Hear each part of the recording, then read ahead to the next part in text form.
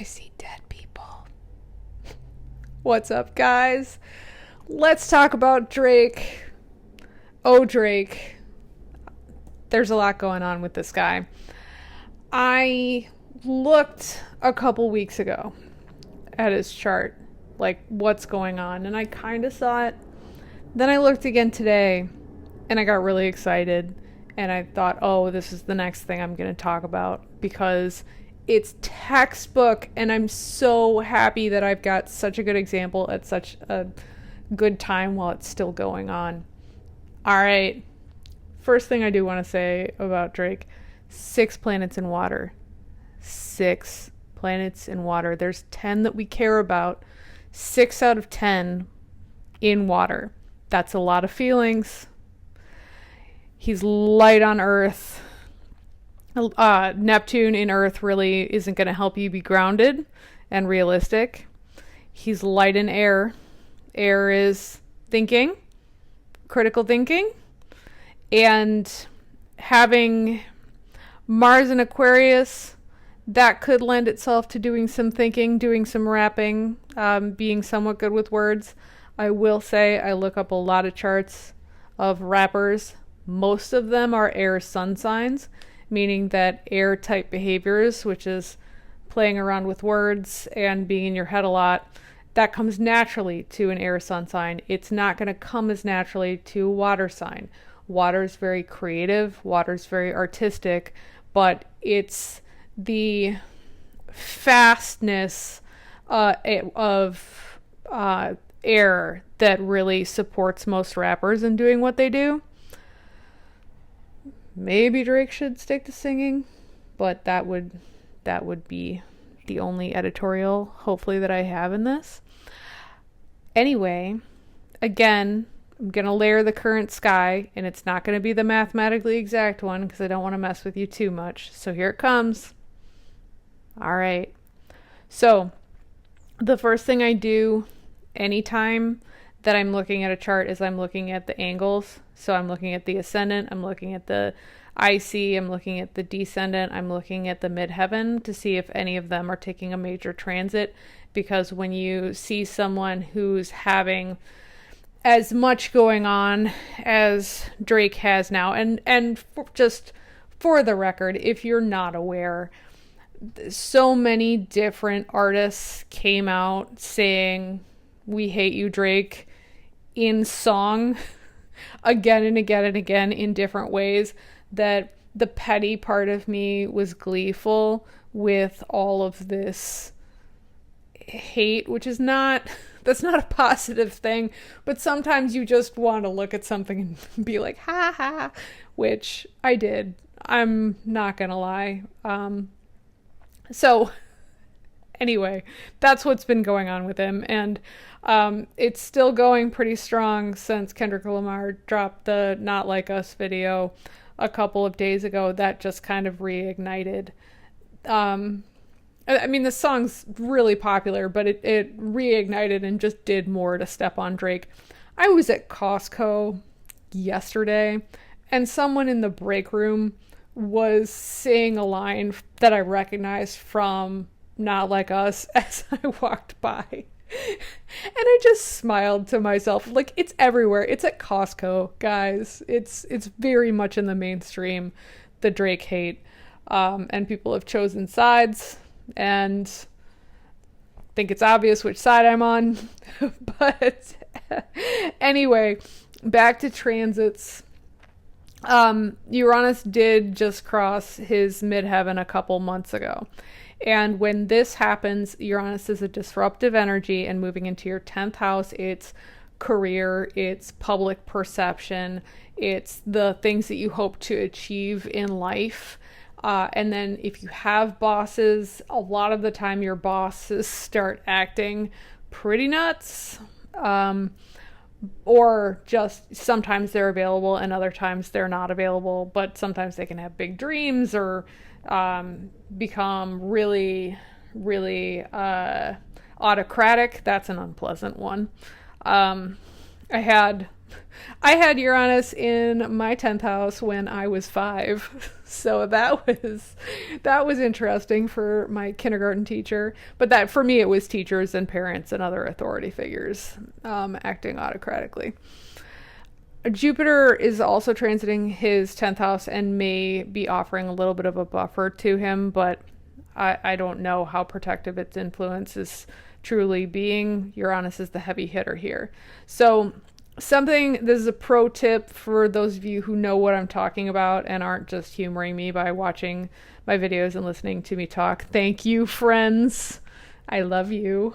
But a pro tip that some people do miss is when you have something up near the top middle of the chart, check your numbers and see whether, this is 26 degrees here.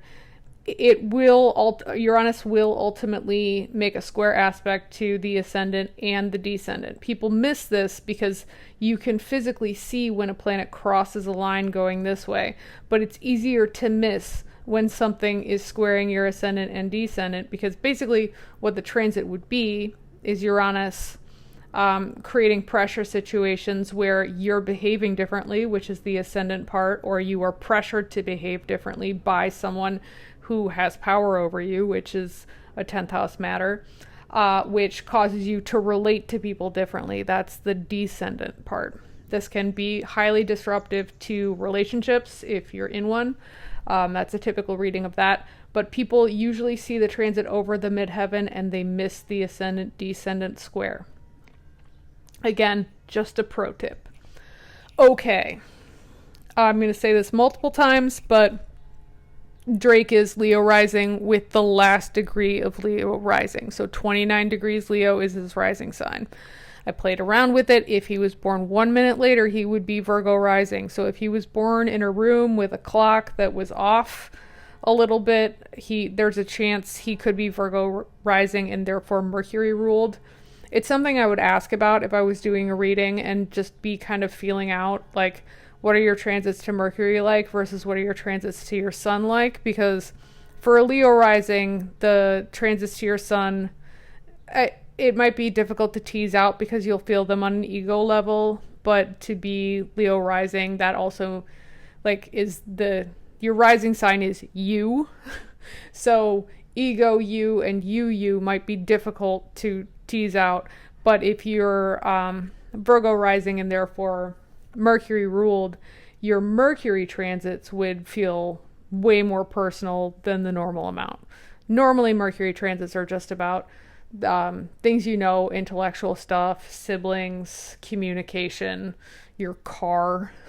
So if you have a lot going on that feels really personal when you have a transit to Mercury, that would be a hint that your birth time might be a little off. So I'm always suspect when I see something that is so close to the next sign. But I will read this as that he is sun ruled or Leo rising, truly.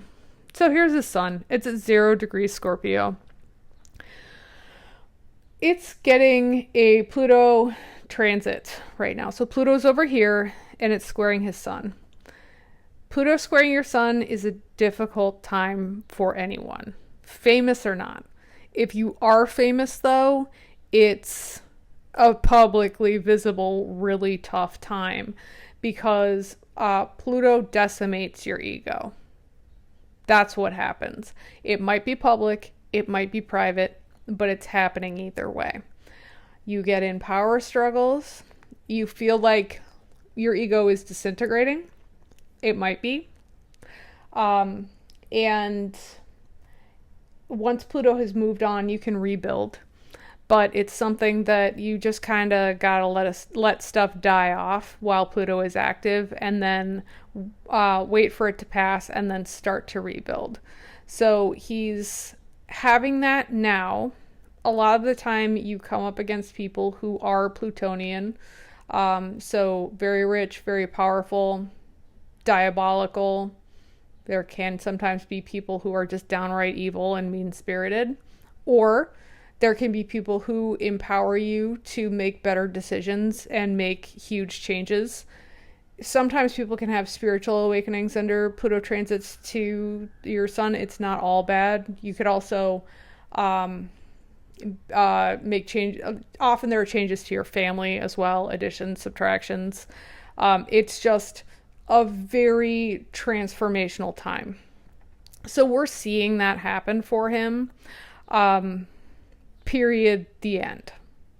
Another thing that he has going on that jumps out to me again is this Uranus. It has been opposing Mercury down here at the bottom of his chart. This is one of those transits that like makes it difficult to sleep because your mind won't stop.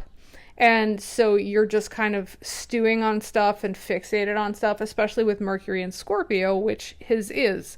So it's being really intense mentally because there's something opposing you, in this case, your Mercury, that's super disruptive. So it's, staying awake, thinking, what am I going to do? It can be a really creative time. It can also be a really cognitively challenging time, especially if that's something that you're prone to. So it can be some amount of mental distress. So that's something that he has had going on, and it's a transit that's still in effect because Uranus will go 2 degrees forward and then retrograde back and station somewhere around this Mercury. So this one isn't done. The Pluto transit to his sun is still very much underway. Then he has Saturn here in his 7th house squaring Uranus, his birth Uranus down here in his 4th house. And Uranus is the ruler of his 6th house, which also has Pluto. Pluto's still in the 5th house, but right at the beginning of the 6th house. And again, these aren't mathematically accurate, but Pluto's in the neighborhood of changing houses, which it's cleaning up 5th house business, which is creativity and love and deep emotions, as well as children. That's a 5th house matter. But the reason I'm focused on Pluto being close to the 6th house is I feel that the 6th house is a mental health house just as much as the 3rd house. I think the 6th house is underrated as a mental health house. It tends to govern your day-to-day work, chores, coworkers, how you organize things. It's the traditional Virgo house, but it also is how you process stuff. So when you have 6th house transits, you can have a lot of dietary issues come up because it's like literally how you digest. That's what happens in your 6th house. So if you are not digesting stuff mentally very well and you have a propensity to, how do I want to say it?